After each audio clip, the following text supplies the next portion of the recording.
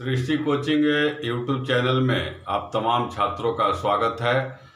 आज हम लोग समसामयिक और विविध के अंतर्गत एक महत्वपूर्ण टॉपिक नोबेल पुरस्कार से जुड़ा हुआ महत्वपूर्ण प्रश्न लेकर आपके सामने आ रहे हैं। चूँकि आप जान चुके हैं कि सृष्टि कोचिंग यूट्यूब चैनल के द्वारा जीके जीएस समसामयिक के लिए महाअभियान शुरू हो चुका है। आप इससे जुड़ें और जीके जीएस में जो 25 नंबर का क्वेश्चन है उसमें आप दावे के साथ 21 प्रश्न कम से कम बनाएं। तो उस कड़ी का शुरुआत हो चुका है। आज हम लोग नोबेल पुरस्कार से जुड़ा हुआ महत्वपूर्ण जानकारी लेकर आपके सामने आ रहे हैं। नोबेल पुरस्कार का प्रारंभ 1901 ईस्वी में हुआ है और यह पुरस्कार प्रत्येक वर्ष 10 दिसंबर को दिया जाता है। यह पुरस्कार अल्फ्रेड नोबेल के स्मृति में दिया जाता है, जिन्होंने डायनामाइट का खोज किया था। और डायनामाइट का खोज कब किया था यह भी क्वेश्चन आते रहता है। 1867 ईस्वी में डायनामाइट का खोज किया।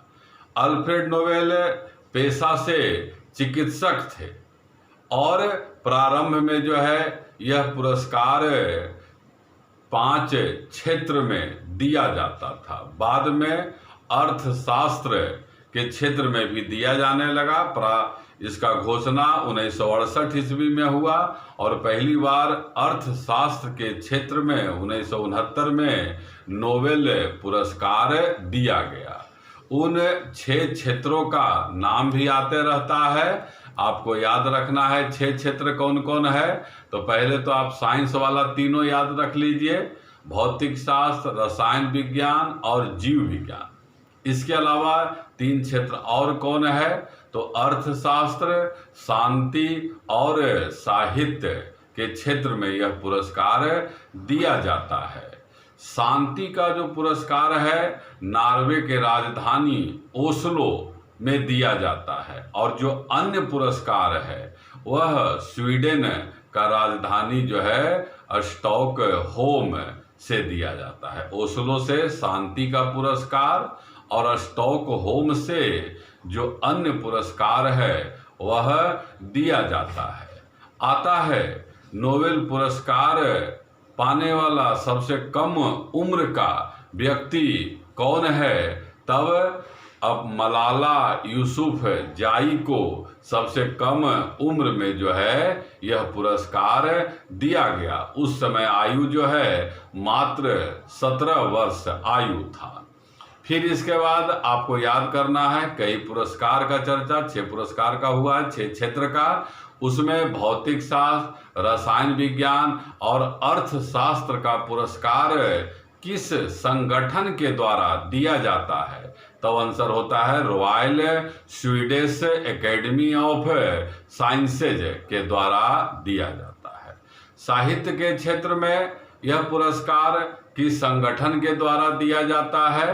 तब अंतर होता है स्वीडिश एकेडमी के द्वारा यह पुरस्कार दिया जाता है। इस पुरस्कार को पाने वाले भारतीयों से जुड़ा हुआ प्रश्न बराबर आता है। तो यह पुरस्कार सर्वप्रथम 1913 ईस्वी में रविंद्रनाथ टैगोर को उनके बंगला भाषा में लिखे हुए पुस्तक गीतांजलि के लिए दिया गया था। गीतांजलि का भाषा भी आता है 1913 ईस्वी में। इसके बाद रविंद्रनाथ टैगोर को गुरुदेव भी कहा जाता है, आपको पता है। और रविंद्रनाथ टैगोर ऐसे व्यक्ति हैं जिन्होंने 2 देशों का राष्ट्रगान लिखा था।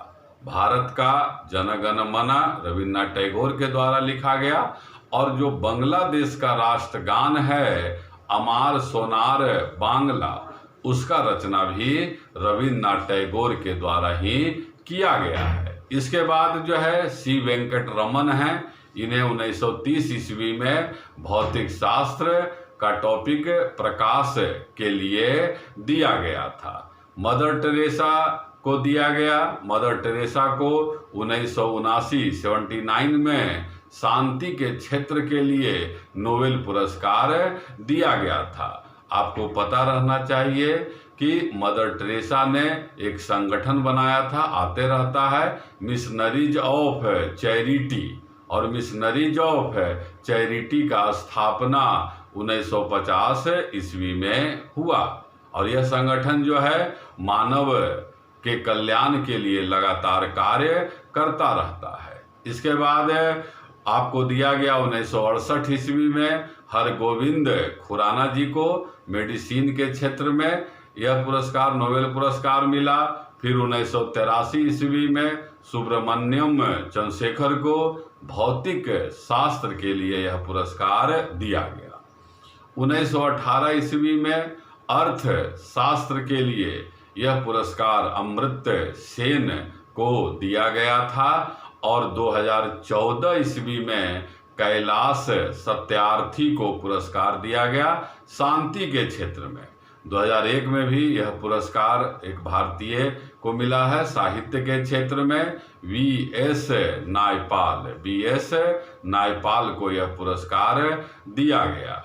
2019 ईस्वी में अर्थशास्त्र के क्षेत्र में अभिजीत बनर्जी को यह पुरस्कार दिया गया।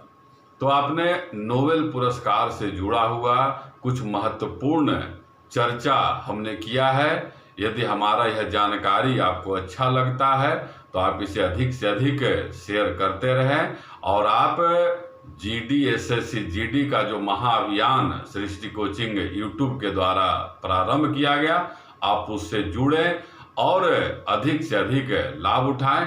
क्योंकि आपको पता होना चाहिए कि एसएससी जीडी में जो 25 प्रश्न है, आप अगर जुड़े रहेंगे तो कम से कम 20 से 21 प्रश्न आपको यहाँ से मिलेगा। इस तरह के जानकारी के लिए आपको धन्यवाद।